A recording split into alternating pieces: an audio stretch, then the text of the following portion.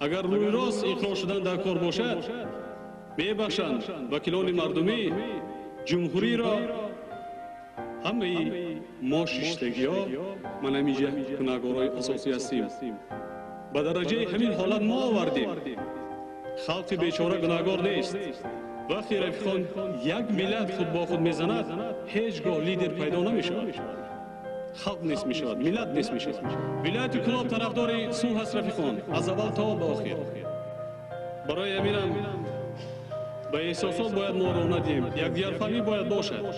پگاه جلسه شورای عالی که سر شد کسی گناهکار است در نزد قانون باید جواب گوید. این جلسه آخران باید باشد رفیقان. برای نقطه گذاشتن جلسه آخران باشد.